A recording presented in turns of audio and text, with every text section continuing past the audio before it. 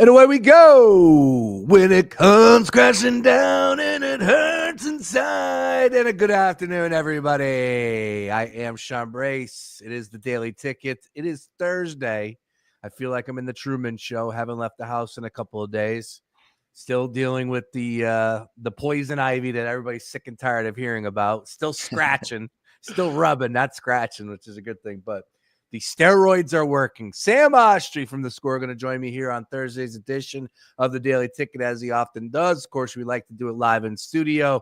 We'll be back next week. And, of course, a big month of August front and center for us. We're going to go really heavy, really hard all the way up until Labor Day. Get that party started for college football. And then, of course, we know what's on the other side. September means go time, football season. Sam, good afternoon. How are we doing today, sir? Doing great. The end of July, that means football's coming. I feel like when August comes, it's the end of summer. I don't know why. When that August 1st date hit comes, oh yeah, I'm just like, all right, summer's wrapping up. Football season's here. Training camp started this week. So it's been a fun summer, but it's coming to a close. I feel like we're going to hate to hear that, by the way. No, it's the truth, though. I feel like for me, I'm a little bit different where I had a newborn and it's just everything is running together. And of course, wrapped up with this nonsense that I've been dealing with the last week, which has taken me completely off my feet. But all in all, like this summer has cruised by. Yes. And I feel like as I get older, they just continue to go faster, man, which is very disappointing. But at the end of the day, man, it's fun. Like I love doing a show weekend, day in, day out, whatever, but there's nothing better than Eagles season. So We're all ready to go. We're fired up for a big football season, college and NFL. And then that rolls right into college basketball. And of course the Sixers and NBA. So like the fall is great. Like I love the fall. I'm a summer guy. I'm a hot guy.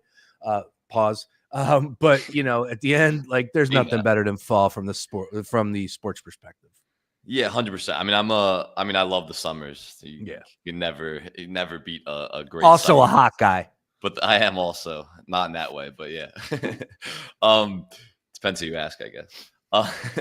So I love the summers, but this summer cruised by, and then it's like once fall comes, that's the meat and bones of it. Like fall into football, basketball, the crossover.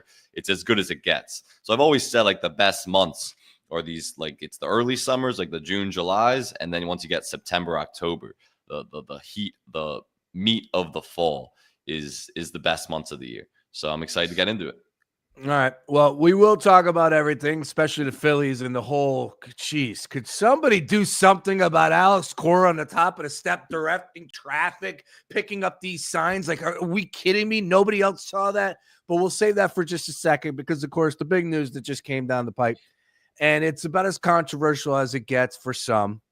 I guess that's kind of going up against each other, but it is controversial. I choose not to think too deep into specific situations like this.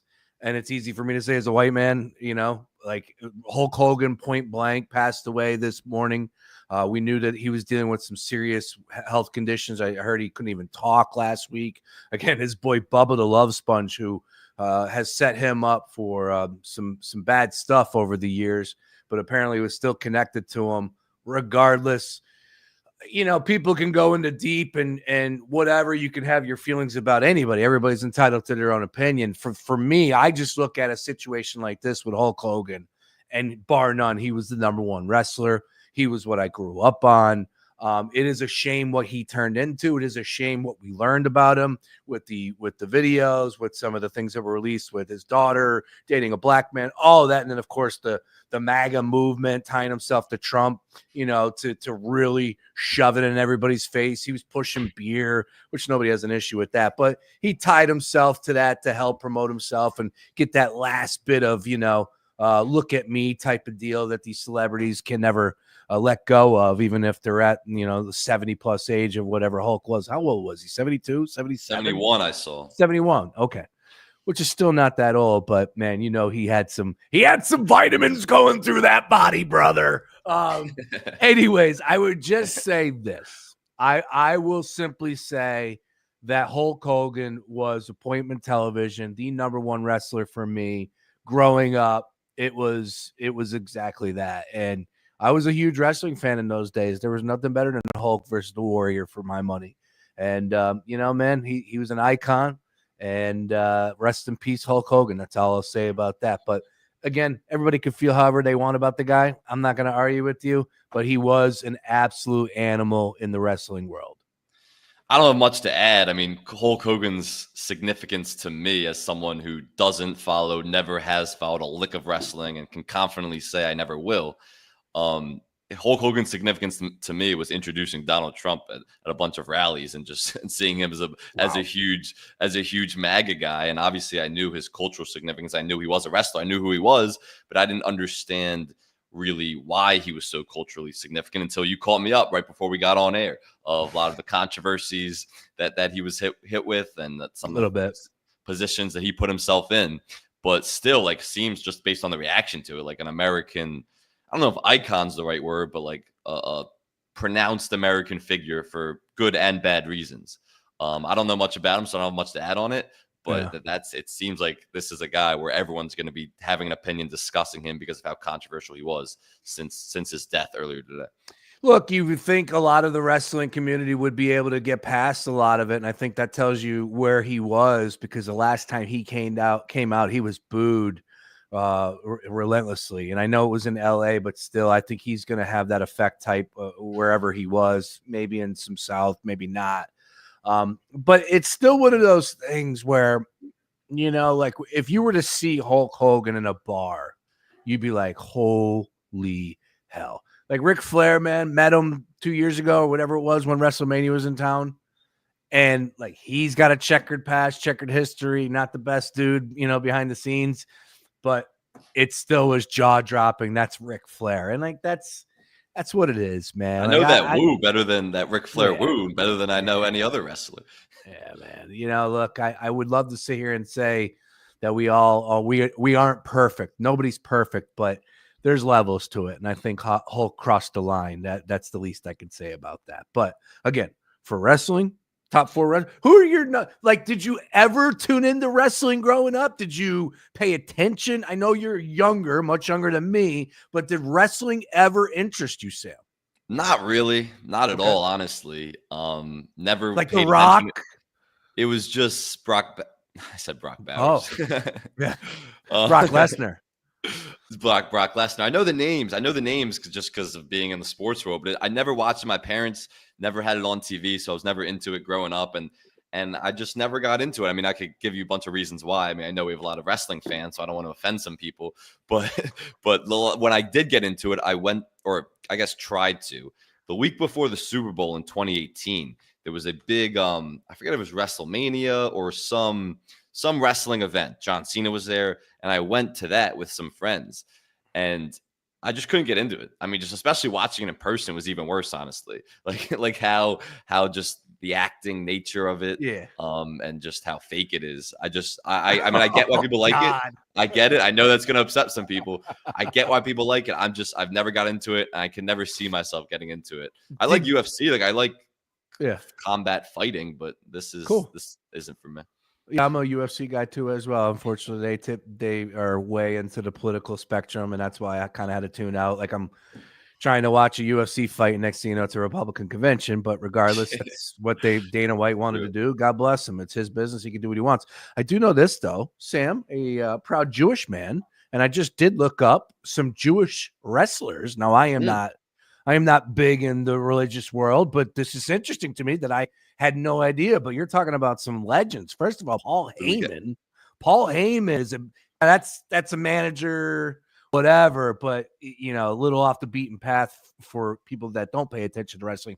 But he is a huge figure. Randy Macho Man Savage was Jewish. Had no idea. Also, Goldberg. Goldberg was a little, you know, Macho Man, right?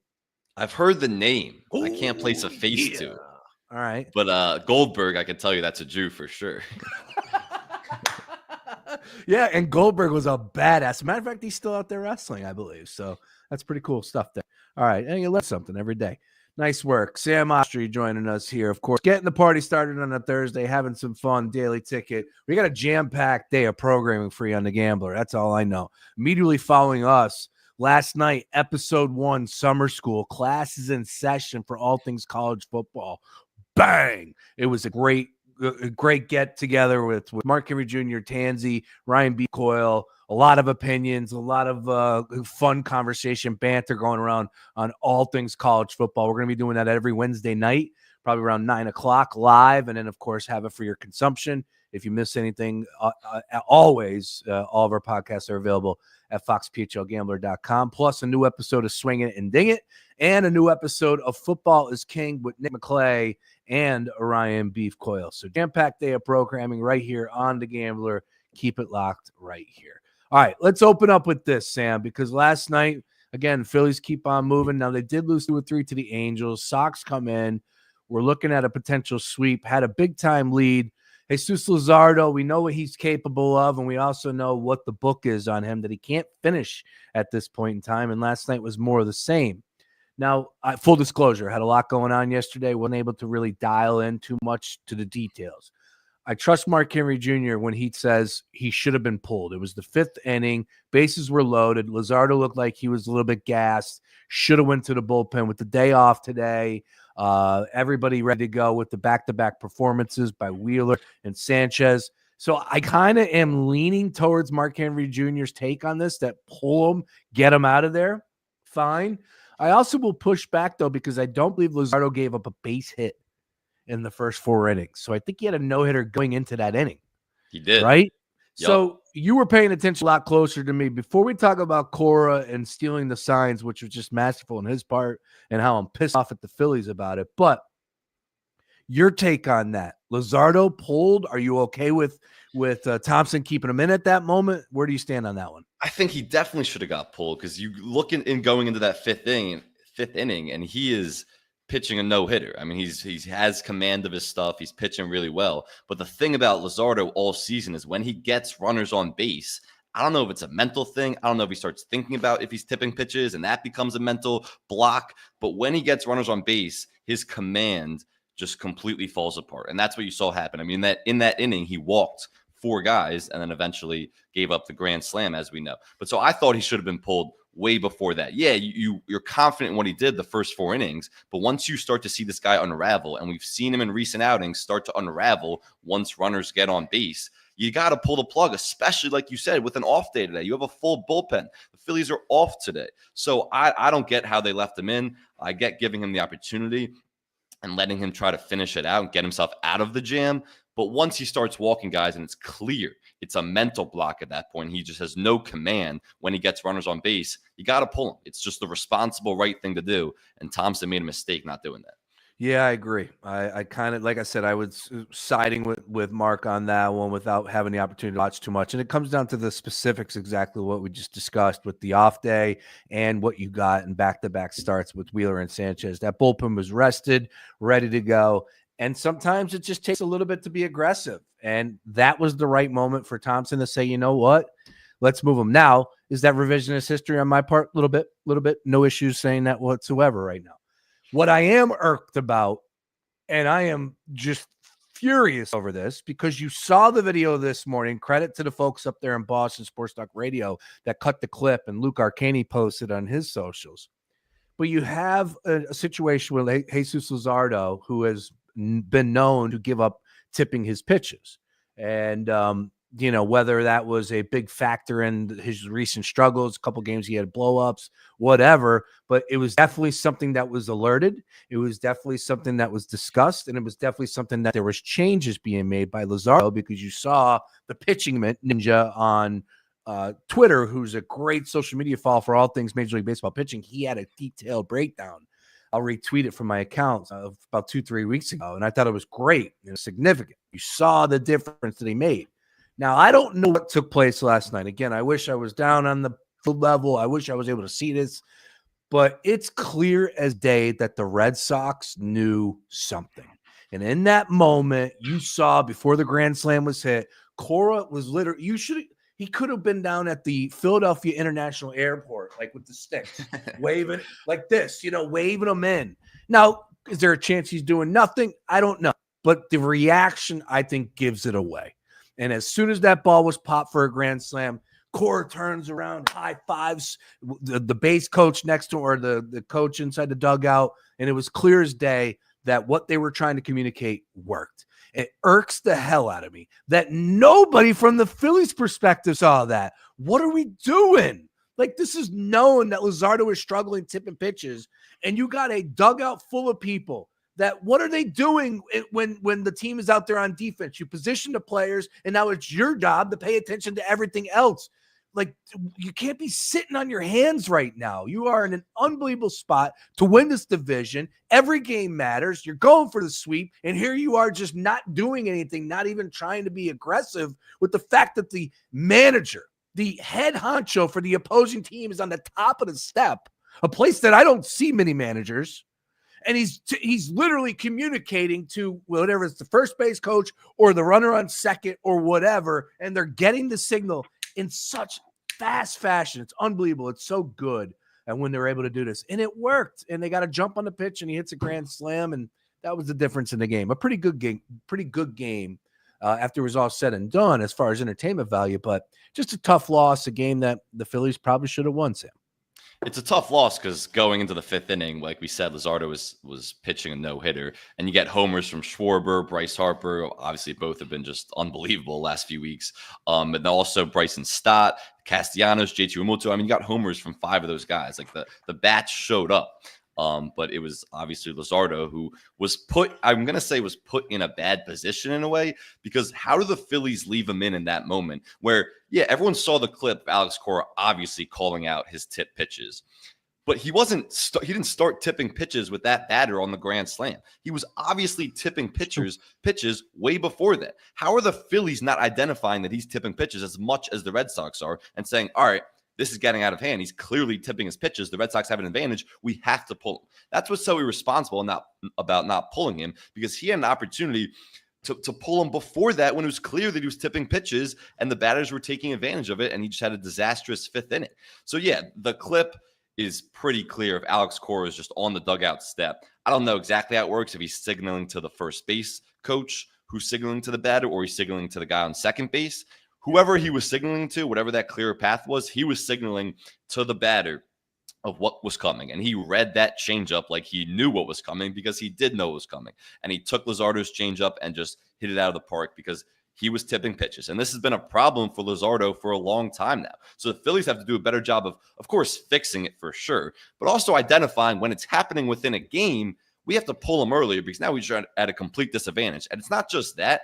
I think it's been a mental thing for him to try to get over the hump of not tipping pitches, because that's what you're seeing mentally. When he gets guys on base, he's at a disadvantage where he might be tipping pitches, and then guys who are on base can actually signal that to the batter. And that's the problem, because that becomes a mental thing for him. So now I think he's thinking so much about not tipping pitches that it's actually affecting his pitching. So it's all just a ripple down effect of tipping pitches, but the Phillies have to do a better job, and Rob Thompson's staff has to do a better job of identifying that early.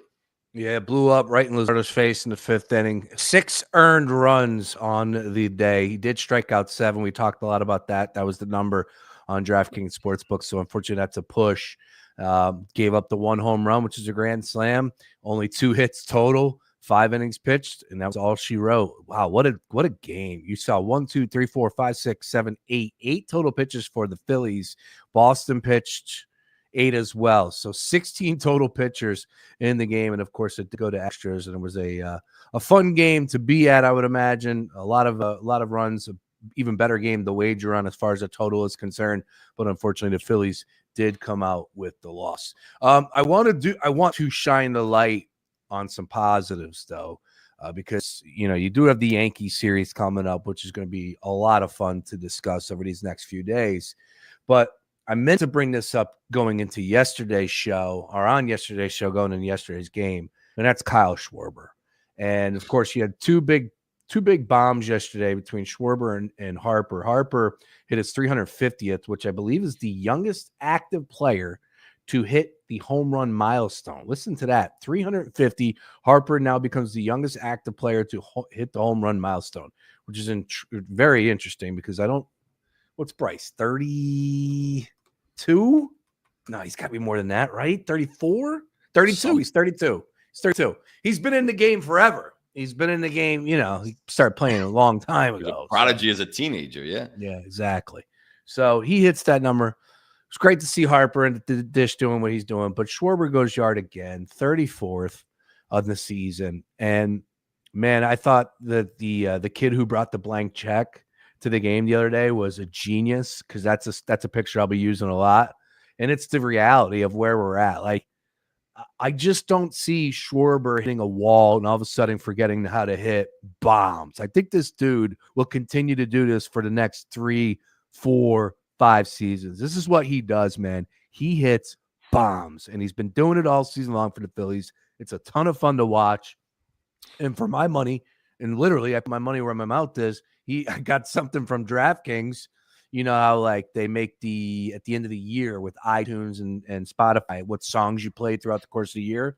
Well, they did the first half of Major League Baseball, and the number one player I bet on was Kyle Schwarber. And that's the reason right there. Like, he hits bombs. He must return. I want Schwarber back in a Phillies uniform. I know we all do, but it's got to happen, and I think it will happen. But, man, it is so fun to watch him just attack. And I know he's 1 for 4 yesterday. But Kyle Schwarber, if they didn't have him this year, I don't know what we're talking about. Yeah, he's been unbelievable. I mean, he is on an unbelievably hot streak right now. He just hits the hell out of the ball. I mean, such a beautiful swing. And the second he hits his bat and you know it's gone, it's just so fun to watch, and the crowd reaction, all of it. I mean, he's 32 years old, which is on par with most of the Phillies core. Like Harper's 32, Casty's 33, JT's 34, Trey Turner's 32.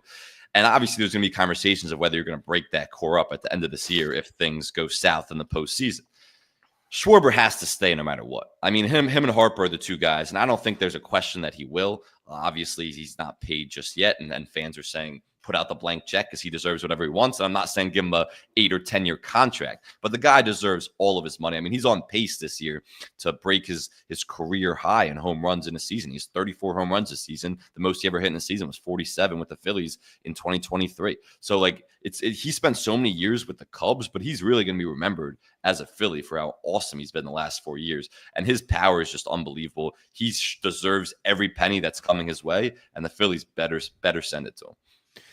Well, the Phillies will be aggressive here again. Big weekend series coming up against the Yankees. We know how good they are, although they've been going through ruts. They're a weird team this year. They should be better than what they are. Their manager is imploding. Aaron Boone's imploding in the press conferences and on the media with John Boy Media. You see that? He's got a good relationship with them. Yeah. So he's done that before. They've definitely had back and forths before. I kind of respect it. I do. I've always liked Boone. I have. I'm not in on the day-to-day decision-making. I do think like he deserves a ton of credit to get them to a World Series. Like, dude, I know they came up short. Don't think that that's viewed in the same manner up there in New York. I like Boone. I'm not saying he's a perfect manager. I like Rob Thompson. I'm not saying he's a perfect manager. Like you were talking about very different personalities for sure. Oh, yeah. You were talking about like breaking this crew up if things don't happen this year. It's like, anything short of a World Series, I'm not sure Rob Thompson's back, but I don't know if that's the right move either. I don't think, a little bit like kind of the Knicks with Thibodeau situation where it's like, yeah, you bring in somebody new. I don't know. Yeah, but I'm with you, but I don't think that would be the answer. I don't want to get into these hypothetical conversations because hopefully they climb. It's July 24th. Yeah. Yeah. But I'm with you where I don't think Thompson will be back if there's an early exit, and we can debate what an early exit actually is for Phillies and their fans' expectations, but that wouldn't be enough. I mean, that wouldn't satisfy anybody if they're just bringing back, if the bats fall apart in the playoffs again, they can't advance runners in scoring position, and they're just firing the manager and the hitting coach because people complain about him and bring back the same lineup. People would not be happy with that. No, yeah, I'm with you there. And like you said, there's a lot of there's TBD with a few of these players. But they could easily get better at some of the more important positions. And I realize Castellanos has some value, and maybe the contract isn't like the worst contract in sports, but I just need more power from the outfield, man. I'm sick of it. And like we just said with Schwarber, it's like, man, if it wasn't for him, what are we talking about this year? But again, like you said, long way to go. No need to poo-poo anything. Phillies with the off day took 2 of 3 against the Sox, who are a good team in their own manner. By the way, to let you know, right now the Yankees trail the Blue Jays, who they ended up losing last night, if I'm not mistaken. They had a bunch of errors in that game. but they were up by a couple runs and blew it against the Blue Jays. But they trailed the Blue Jays by 4 games in the American League East. 60-42 are the Jays, which for my money is the most surprising team in the first half. Yankees are 56-46, and the Red Sox are right behind them, 55-49. So it's a really good division, as it always is, top to bottom. Over to the National League East to update it, I believe for the 11th time this year, the Mets and Phillies have now do-si-doed and traded their top of the position, top of the charts in the NL East. So now the Mets take first place with the victory yesterday, and the Phillies drop to a half game out. Now currently second place at 58-44. Mets 59-44. A bunch of big series coming up in August and September. A lot to look forward to, and really looking forward to covering it all, man. We're doing a bang-up job all season. Let's keep it going. A lot of fun. Staying with the major, again, Schwarber, shine the light on him. Unbelievable to have him being able to do what he's do, step up there and just crush the baseball. I absolutely love it. Kind of like a softball type player. But he's a guy that I would love to have at the dish, 2 outs, bottom of the 9th. I feel like he would shine in that moment. Harper, again, just being able to do it, hitting that home run. It seems like he's slowly coming back, and hopefully he can remain healthy. And if that's the case, that's only going to help them. Now, July 31st is the trade deadline. So all eyes are on the trade deadline. What are the Phillies going to do? They're going to go ahead and get a bullpen arm. We know that. Definitely need some bats. We'll see what happens with that. O'Neal Cruz was a name that was discussed out of nowhere today. And O'Neal has been a disappointment for the Pittsburgh Pirates. There's no doubt about it. But what he's capable of, and I think if you bring a guy like that in this environment, sky's the limit. I would love to see O'Neal Cruz. Now, here's the pushback. You probably have to give up a ton. And I don't know if the Phillies would do that. I don't know if that's the right move. But just talking to me about O'Neal Cruz in this environment, yeah, I'd sign up for that. I'd love to see O'Neal Cruz in the Phillies uniform. But like, would you have to give up a ton? Because I mean, he's 26 at this point, and he's been with the Pirates. I almost said the Steelers. He's been with the Pirates for 5 seasons, and he really hasn't produced at the level they would want. So I mean, it wouldn't be unbelievable for them to want to get rid of him and part with him. I think he would be a great addition for the Phillies. I mean, the Phillies obviously need a center fielder. That's a big hole that they have to fill. They haven't gotten great center field play this year. So getting a guy like O'Neal Cruz would help. He's batting .219 this season, though, so he's not having a good year. And he's a guy who chases a ton, and because of that, he strikes out a ton. So when you're talking about someone who chases a ton, that's exactly what the Phillies don't want in their lineup. I'm not saying they shouldn't target him or trade for him. I think he could be a good addition in a lineup featuring Schwarber and Harper and Casty and Stott and all these guys. But he is a guy that chases a lot, and that's something that the Phillies have gotten in trouble for throughout the postseason is chasing. That's something they've strayed away from. So I don't know if you're going to bring a guy who has the reputation of doing that into the lineup where you're trying to avoid that. I do think if you don't have to give up that much, it's still worth the swing. I mean, you need center field position right now, and he can fill some of those holes. So I think it's worth the swing if you don't have to give up that much. But I'm not sure the Pirates would command that much from him on the trade market when he's been largely disappointing. Well, I think you would have to probably factor in the reality of how many teams are making that call for him. And then at the end of the day, we're going to go ahead and put the Phillies package versus, X team's package. So it probably could get expensive after it's all said and done. So I wouldn't hold my breath. But, man, when I did see that, and full disclosure for everybody that's not privy to the Gambler Gang chat, O'Neal Cruz was a topic before the home run derby because I was a little surprised by how bad he's been. When Mark Henry Jr. was very, very, as he often is, he was very outgoing about, O'Neal Cruz stinks. And I was just like, wait a minute, like he's got talent. His numbers are bad though. But, man, playing for the Pittsburgh Pirates night in, night out, like, and then bringing them to a packed ballpark like this. Yeah. Like I would love to see what that would be, would happen. But you're right. Chances of O'Neal Cruz being in a Phillies uniform are probably minimum at this point in time. But July 31st, right around the corner, we are now 7 days away. I believe it is next Thursday. So we'll be live in studio for the MLB trade deadline. So that's going to be fun. Hopefully they'll be aggressive against your last time to improve your roster, not including the minor leagues. Anything else on that front from the Phillies perspective with the trade deadline? I don't think so. I just think the next week is really important. I mean, the Phillies can't stand pat at the deadline. It's No. all in mode right now. You're with this roster, you're with this core. This is it. It's really now or never, because I really do believe if they fall short, this core will be broken up. So I think Dave Dombrowski has a responsibility to go all in, and that means getting some bullpen arms that you can trust. Not just his reasoning the other day, where you're starting three guys and you bring starters into the bullpen, and that's your bullpen relief in the playoffs. That hasn't worked the last few years. You need bullpen help, and we need another batter too. And O'Neill Cruz, I don't know if he'll be a Philly, but maybe that would be the answer. But I expect next week to be very active for the Phillies, and they should, and I think they will go into all-in mode in a way we haven't seen the last few deadlines. I hope so. I hope so. I think the fan base is very opinionated, very vocal at this point in time. So I think that's starting to register again. Dombrowski, who knows how long he'll be here? How old is Dave Dombrowski? He's up there in age. He's been around a lot of teams and executive all over the league. 68. 68. Yeah. So I again, into what they have Mattingly, right? That's underneath them. So they could be kind of steering the ship towards his direction. If I'm not getting that wrong, I don't believe I am. But if I am, correct me in the chat. Hey, you never know. Maybe that has something to do with it. Like, let's make it happen. They do have a couple pieces in the minor leagues that they can float out there. I know it's going to be a tough decision either way with some of those prospects, but man, prospects are prospects. Nothing is guaranteed.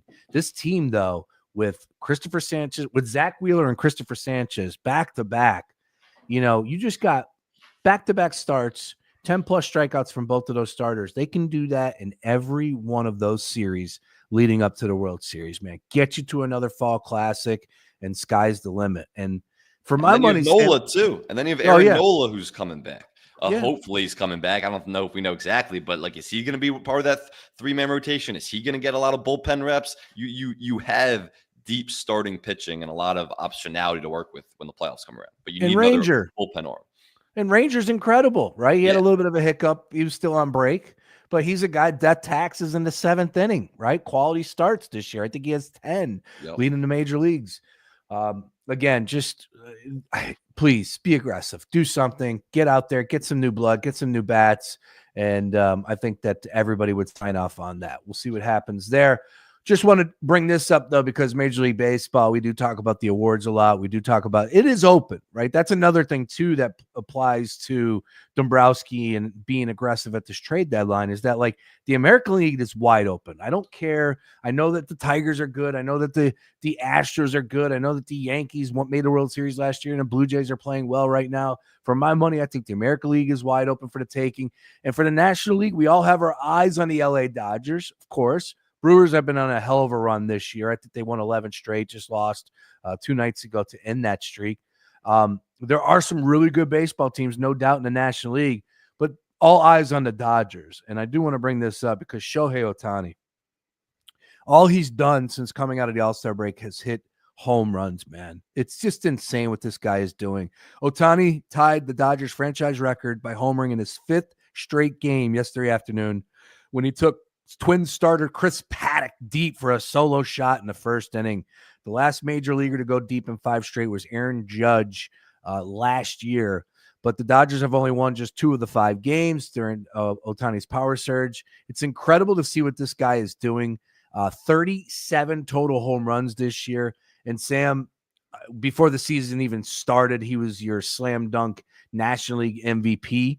Just to update that right now. You can get it if you want right now at minus 1,600 for Shohei Ohtani. It's good, incredible.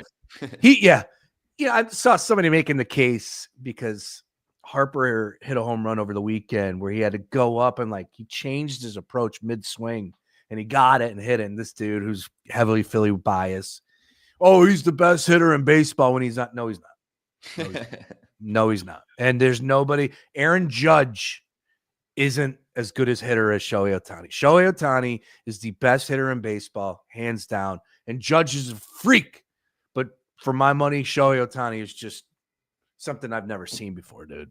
He's unbelievable. And the Dodgers actually got swept. They've needed him because the Dodgers got swept out of the All-Star break to the Brewers. And the Brewers now have the best record in the NL because of that. The Dodgers, I believe, just won their series over the Twins. So they're back to playing. pretty solid baseball. Is just a blimp that every team and even the champions go throughout a long MLB season. But you're right about Shohei Ohtani. He's just been incredible. I mean, there's just no slowing him down. There's no pitching around him because that lineup is so deep. That's the nightmarish lineup that everyone's so scared of in the playoffs. And about the Dodgers and why they won last year and why they're the favorites. I believe still the favorites to win this year. Certainly entering the year, they had a really low number to win the World Series, and it's because of Shohei Ohtani. And it's everything that surrounds him in that lineup, but he's the centerpiece of it. And he's best hitter in baseball. No question he'll be the NL MVP. Yeah, no question at all. And speaking of Aaron Judge, she's your favorite to win the American League at minus 650. It's kind of boring between those two, but that just shows you how good they are. I think Judge went yard yesterday or the day before, whatever it was. Cal Raleigh and the incredible start that he had first half of the season, he's plus 370.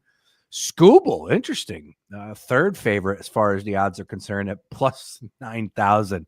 It's give these awards away now. Like, even if Aaron Judge or Shohei Ohtani gets hurt on July the 24th, I still think they win the MVP award. No, not Judge. Gets hurt for the rest of the season? No, not Judge. The Cal Raleigh has a decent chance if he continues. I don't know if he's going to be as hot. Okay, I'll go there. If Raleigh continues, yes, then maybe. I mean, you can't reward a guy who's played, what is it, like 80 games? Or 90 games Let me out look of at those 162. There's no rules like there are in the NBA. When the NBA, obviously, you have to play a certain amount of games to even qualify for awards. But come on, have the voters ever rewarded a guy who's played 90 games? No, probably not. But I think his numbers are better than what they were last year at this point in time. So he is, let's see here. It's just 345 batting average. Jeez, man. He is a unicorn. He's a unicorn. Home runs, he's got 37, tied for Shohei. He's got 84 RBIs right now. Unbelievable. Stolen base, 6. That's right. He's not a stolen base. Just an incredible slugging, 717, which is higher than last year, 701. On base percentage slightly down from last year, 453 to 458 last year. Batting average, he finished with 322 last year. He's hitting 345 this year. It's ridiculous, dude. It's ridiculous. He did finish with 144 RBIs and 58 home runs last season. Could very well get to those numbers again, though. Yeah, it's possible. And look, but it's really more about what the competition does. Like Cal Raleigh started the year on a historic run through the first half of the season in terms of his homers. And if he continues that, I think he's not going to catch Judge if Judge finishes out the season, but just a hypothetical if Judge's season ended today, I don't know how you would reward him. But you're right, he is a unicorn. They're both unicorns, and I don't even know how anyone's going to compete for these MVPs over the next few years in the AL or the NL with those two guys in opposite leagues, as long as they stay healthy, because those two guys are just, it's them two, and then there's a massive gap, and then it's the rest of the hitters in baseball. Yep. All right. We're going to be all over it today. We got a lot to get to real quick if we can. Just a final note in the world of Major League Baseball. A couple games going off today. Won't waste our time there. Good luck on all your plays. Phillies once again, Yankees tomorrow up there in the Bronx. That's a hell of a series to go to. I wish I could make those, but anyways, just to let you know, the Colorado Rockies, we did have our attention on them for how bad they were to start the season. Well, some more of that, but on the flip side, they did win yesterday. They ended up getting their first shutout in 220 games. The Rockies beat the Cardinals yesterday. That's a lot of games. 6-0. Oh my goodness, dude. They won 6-0. They beat the Cards Wednesday for their first shutout in 220 games, snapping the longest streak without one in Major League Baseball's modern era since 1900.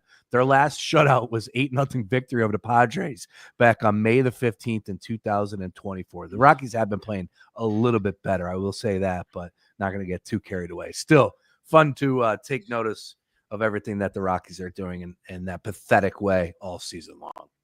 Yeah, I can't say I've watched or even followed too many Rockies games this year for good reason, but there was a point in time early in the year where I know a lot of people were just betting against them every single game. It was a pretty profitable strategy. I don't know exactly what they are on the money line, if that would still add up to in the green, or in the black, I should say. But yeah, just an awful baseball team.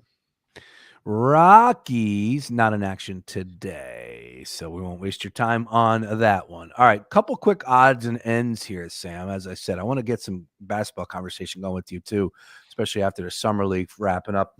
Kyle Filipowski, the MVP of the summer league, there with the Utah Jazz, and the winners getting rings. Interesting stuff there. I'm not against it. I'll tell you that on the other side, but I do want to bring this up because this caught my attention yesterday. We have a show by the name of Football is King. It's hosted by Ryan Beef Coyle and Nick McClay. Great show. Really enjoying listening to it. Oh, man, those guys are so dialed in, and they hit it all. They do NFL, they do college football, and that's why the title is Football is King. But did you see the number that was released yesterday due to the whole situation with the Green Bay Packers and the owners and like they don't have an owner? So that's why I think we're privy to some of this information about the record revenue share to its 32 franchises from last year. I did not. Well, it's got to be good to be Jeffrey Lurie or Jerry Jones or name your favorite NFL owner. The league sent each team $432 million as part of the NFL's national revenue sharing from the previous fiscal year. That means that the total handed out was more than $13.8 billion, a record. Last season, each team received just more than $400 million. It is insane the amount of money that the NFL makes. And, like, I'm not opposed to it. Like, hey, man, that's credit to them. They built up the league. But can we just get some cheaper prices down at the games? Can you just hook up the fans? Like, we're not going anywhere. We continue to make this number climb. But, like, I am so cash strapped. You want to spend $18 on a beer? I can't do it anymore. I can't do it. And that goes for the Phillies. That goes for any of these sports leagues, man. But the link is ridiculous because you know the day you're getting into, you know what you're going to be trapped there doing. If the people out there aren't drinking, God bless you. I salute you. My wife once said that to me. She's like, you got to drink if you go to an Eagles game? I'm like, yeah, I do. So unfortunately, and the next thing you know, you buy a round and now you're out like $100. It's absurd. So if you're making this type of money, can we just get cheaper beer prices and hot dogs? Yeah, I'm not gonna use a brace for president over here. That's the platform you should campaign on. I'm not gonna disagree. I mean, it's just ridiculous what the prices have become, and not just any event, not just sporting events, like concerts, all of it. It's just the prices have just become absurd recently. I mean, even you compare the Eagles tickets like a decade ago to what they are now. And look, that happens when you win 2 Super Bowls and you make 3 in the last decade. So I get it. Of course, people want to see this team. It's been the best organization in football the last half decade even. So I get it for sure. But it's also like, let's make these prices a little more reasonable at the same time. But that'll never happen. Let's be honest.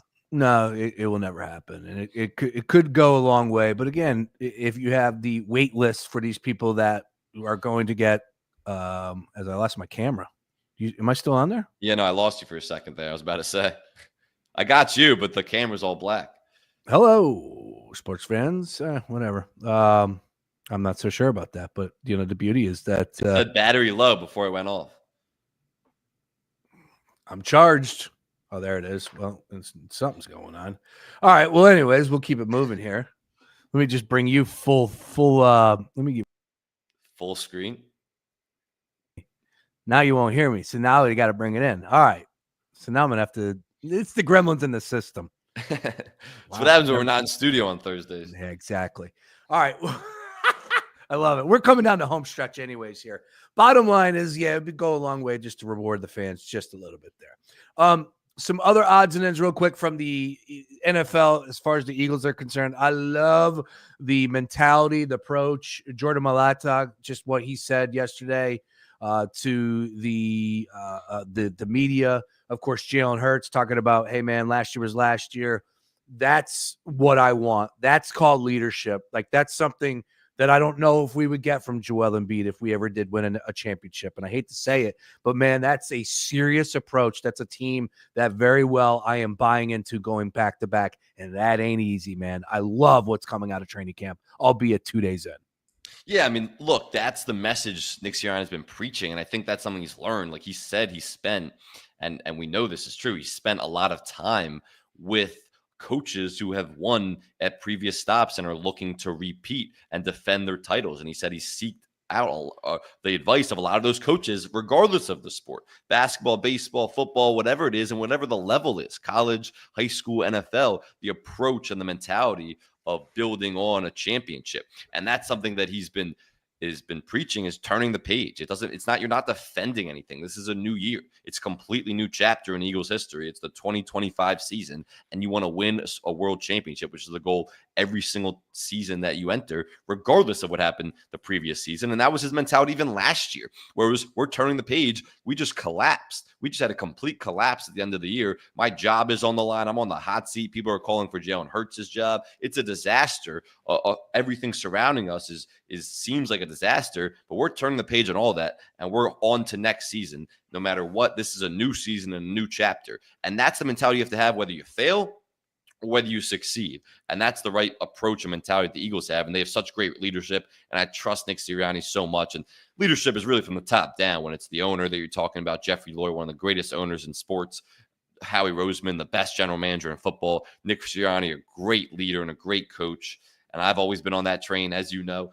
And Jalen Hurts, who's a great leader, and just the entire player-led leadership, when Lane Johnson, Jordan Mailata, whoever it is, not too many guys on the defensive end, because those guys are pretty young, but still you have that leadership there. And that's what you want to see from this team, who made a lot of mistakes after winning a championship in 2017 during that season. The next few years just snowballed into what eventually became a disastrous 2020 season, and they got worse every single year. So this is a new mentality, and Howie Roseman, I think, is contributing to that mentality, where he learned from that, and you start a new chapter, and this is a new chapter of Eagles football, and it's pretty exciting what they've been producing, what we're hearing from camp. Yeah, man. And again, 2 days into it, not going to get too carried away with anything that's happening on the field. Long way to go. August 7th, first preseason game against Cincinnati Bengals. They play 3. We ain't going to see much in preseason, as we often we better do. not see any offensive starter, that's for sure. Right. And it's just like, okay, bring on the Dallas Cowboys to open up the shop, open up the season. So a lot going on, but we're going to be there before we know it. Anything else as far as Eagles or in the division catch your attention? It seems like Dallas is having a little bit of rough go again with contract situations year in, year out. Russell Wilson was named the starter for the New York Giants. The Commanders are dealing with their issues with their star receiver not reporting to camp. Division just seems like it's going to be there for the taking with everything that's happening. And, I know winning cures all, but at the end of the day, it's a new season. It's like, man, get these things right. And those teams continue to get things wrong. Yeah, I'm not complaining about it. The Eagles are sitting back pretty, and all these other teams, Terry McLaurin, his contract situation, he's holding out against Washington. You don't know how that's going to be resolved before the season starts. You never want those situations, even when you look at the Bengals situation with Trey Hendrickson. And it's like, you got to figure this stuff out. You have an entire offseason. Why you're eventually going to pay the guy. You're eventually going to come to terms. Why are you letting it sift into training camp and become a distraction for the team? And the same with the Bengals last year with Jamar Chase and that whole saga. But back to the NFCs for a second. You have that going on with Washington. You have Jerry Jones calling out Micah Parsons for being injured when he's putting his life on the line every single time he steps on the field for you. And you're calling him out for being injured and saying he might not necessarily deserve that paycheck. And then Micah Parsons retweets a tweet that J.J. Watt said, pretty much calling out Jerry Jones for it. So that's essentially Micah Parsons calling out Jerry Jones for it. So it's just, what's another day in Dallas with just more drama? It can never be just smooth sailing over there when Jerry Jones is your owner. He's the gift that keeps on giving for the Philadelphia Eagles. And then do we really even need to talk about the Giants? I mean, we saw what Jackson Dart did his first day with that pick 6. It's the New York Football Giants. Not much else needs to be said about them. So the Eagles are sitting back pretty, and things look great. Of course, a lot can change throughout a season. The NFC East has not had a repeat winner still since 2004. That's over 2 decades. You expect this to be the year because the Eagles are the best team in the conference, but the Cowboys are going to be better. Jaden Daniels and the Washington are going to be a threat too. So maybe this is finally the year. But the Eagles are the clear favorites and the only team that's not dealing with any drama after a Super Bowl win. You're right about that. We're loving it. He is the gift that keeps on giving down there in Dallas. And I like some of their offseason moves. And I do think with the healthy Dak, they're going to be a little bit better, as they often are with him at the quarterback position. But again, he's the guy that gets injured from time to time. So we'll see what happens there. Again, just It's never a boring day in Dallas. Just to let you know, to win the NFC East right now, the Eagles are minus 130, Commanders plus 205, Dallas plus 550, and the Giants 2,500 to 1 or 25 to 1 to win the division. Quickly on this, Justin Fields with a toe injury, and everybody was panicking. Everyone was like, oh my God, is he going to miss the season? It was absurd. But it really did put a light bulb off in my head. And the Jets are 18 to 1 to win the AFC East. The Bills are your favorite at 3 to 1. I think the highest favorite as far as division winners are concerned. But it is funny to me, Sam, how quickly things have changed in New York, where it felt like just with that situation this morning with Justin Fields versus the past 2 seasons with the Jets, where like we were all out on anything New York and just hoping for the world to collapse on them. But now it's like people were so upset about Justin Fields being hurt and like, oh my God, New York is cursed. And I was wondering, like, do you have a take on that? Is it more so of the hype that was built up around Rodgers and everything that with the Jets and it's like calm down? Or do you think people really like Justin Fields and like what the Jets are doing with Aaron Glenn? I don't know. It's just a much different timeline revolving around what that news was versus the last 2 seasons with that team. Yeah, I think it's expectations has to do with it. Like when you have Aaron Rodgers on the team, the expectations are going to be sky high. Certainly before he tore his Achilles entering that year. Of course, that season becomes a disaster 4 plays in when Aaron Rodgers tears his Achilles.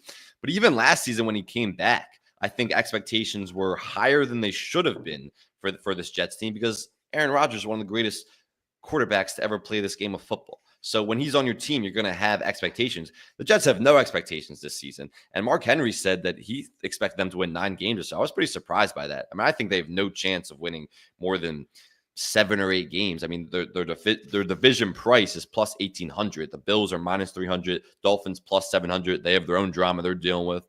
And the Patriots plus 550. And the Jets are there at plus 1,800, like I said. So I don't give any stock to the Jets being even decent this season with Justin Fields. I'm not the biggest Justin Fields guy. I think he hasn't had a lot of opportunities to showcase himself. I don't know if the Jets are a great situation to do that either. He might lead them to a few wins. They weren't going to make the playoffs. They were not going to compete in that division. But I think the reaction was another quarterback, just another season that's ended before it even really started. And the Jets fans have had such awful luck with their quarterbacks and just their star players. So I think they just assume the worst the second you're here that someone's carted off. I think a toe injury is the best case scenario. It's not a serious ankle or a knee injury that could keep him out for the season. We don't know the severity of it right now, but you don't expect a toe injury to keep someone out for the entire season. We'll see if he's even out for the start of the season. But I think it was just a collective, like, here we go again from Jets fans, even if they don't necessarily expect them to have a successful season in the sense that they'll return to the playoffs.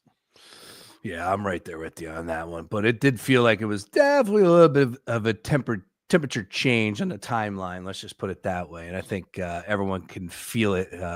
You're thinking nail with the expectations. All right, Sam, we're going to close up shop with a couple quick hitters here. And as I said, jam-packed day of programming on The Gambler. Coming up next, all things college football crash course. Summer school is back in session. We go about an hour and 10 minutes long. I'm going to break it up to 2 parts. You're going to love it. Trust me, it gets you caught up in everything in the world of college football as we are inching closer to kickoff in that week 0, I believe, on the 24th. Let's go. But some quick hitters on the way out here, 30 seconds or less. According to an anonymous Eastern Conference executive, it says VJ Edgecombe could be the Sixers' second best player by the end of the season. Your thoughts? That's more disrespect to the Sixers than is actually respect, because that's assuming, and I think it was in that quote, that Joel Embiid and Paul George probably won't even be playing next season or for large stretches, which is probably a fair assumption at this point. So I think that's saying, okay, when you take those 2 guys off the team, there's a chance he could. It's also high praise for VJ, and he's going to be awesome. So I think there's a chance he could be. All right. Penn State was a big topic yesterday, and they will be all the way up. Of course, we had the Big Ten Media Day taking place in Las Vegas, and James Franklin, not a big fan of Las Vegas. Go figure. Anyways, the expectations, where's the bar at for you when it comes to Penn State in this upcoming season?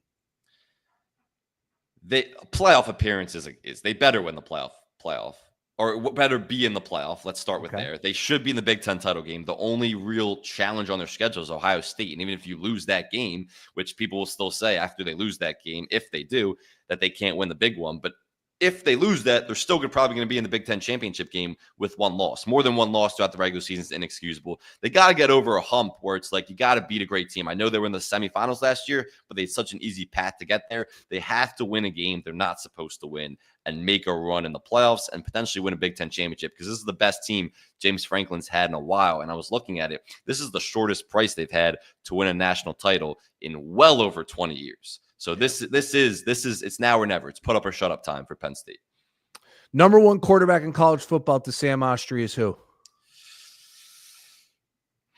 Like Arch Manning, probably. Like I'm buying into the Arch Manning hype. I don't necessarily know if he's going to win the Heisman, but I think he's going to be awesome immediately. We saw stretches of that last year for Texas, but now he's had a full offseason of being with his family and being with Steve Sarkisian and in Texas system. I think Arch Manning is going to be the best quarterback in college football. Not a hot take, but he's that good. All right.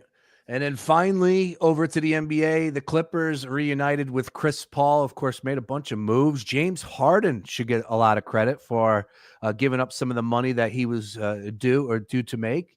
I'm sure he's going to get it back in the long run, but still made some interesting moves. Clippers, your thoughts? Should we have any expectations for them right now? Completely overrated. The most overrated offseason out of anybody. I think losing Norman Powell is a much bigger deal than people realize, because people forget Kawhi Leonard can't play 60 games in a season. He's going to play, if he's all best case scenarios, he plays somewhere between 50 and 60 games. What the Clippers, why they were so successful without Kawhi Leonard last year was because of Norman Powell. Norman Powell had an incredible season last year. He was going to, especially the first few months of the season when Kawhi was out and Norman Powell was the go-to option. He was right there on the border to make an all-star team through those first few months. Now you lose Norman Powell, and yeah, you get depth in that regard. You get Bradley Beal, Chris Paul, Brook Lopez, John Collins, of course, comes in that Norman Powell trade. But you don't have a guy when Kawhi Leonard's out. He's going to be out for long stretches. James Harden's getting a year older. This team is just old. We saw the Pacers. We saw the Thunder, great teams that made great runs throughout the playoffs. Those teams got young, are really young, and those teams had youth and athleticism and played with a lot of pace. Clippers got older. This is not a league where you want to be this old. So maybe if this was 2018 or 2017, this team would win the championship, but it's not. And I'm not convinced Bradley Beal is going to be some step in and be some great scoring option immediately, because I think he's well past his prime too. So with Clippers, completely overrated offseason. They'll make the playoffs, but people are crowning them like they have a chance in the West, which I don't see at all. All right. We will end on some breaking news. It looks like Lonnie Walker's run with the 76ers is coming to a buyout close here. He's heading to the EuroLeague Power. This is in your neck of the woods, because I know you've detailed this team over there, if I'm not mistaken, the Tel Aviv Maccabi? Maccabi Tel Aviv. He's going to Maccabi Tel Aviv? Maccabi, sorry. Maccabi Tel Aviv, yes, his agent. I just see it right now. He's signed with Maccabi Tel Aviv. Awesome. You know, it's they're having a very difficult time getting players right now. It's not exactly hard to see why. But this is pretty good. This is a huge move for him. I mean, he'll be one of the best players in the EuroLeague immediately, and Maccabi Tel Aviv is always a power. So great move for both guys. Nice. Very cool stuff there. I know Lonnie Walker got a lot of buzz on the timeline when he did sign with the 76ers last year. I expected him to be a better NBA player than his career ended up being. He always had the talent. Philly guy too. I believe went to Reading. Right. I could be wrong about that. I think you're right though. Yeah. Philly guy, had a great college career. I thought he was going to have a better NBA season. For whatever reason, hasn't worked out, but he'll get paid a lot over in Europe. All right. You want to see my poison ivy? Do I? Let's see it. That is a fat foot. No, I'm not going to show you. You don't want to see it. I saw it already. That foot is blown up. I thought it got better. It did. It's getting better. The problem was it was getting better, and then I went out and played in a golf outing, and I don't know what happened, but it was not good for me at the time. And then I came home and everything. Were you wearing flip-flops when you were playing golf? No, I wasn't. And then the crazy thing is, for the people that care about this, probably not too many, I started getting these welts all over my body. And I'm like, I thought this stuff isn't contagious. The doctor wanted no parts of me yesterday. I sat down. I sat in his office, and he's like, yeah, yeah, you can go now. And I'm like, geez, dude.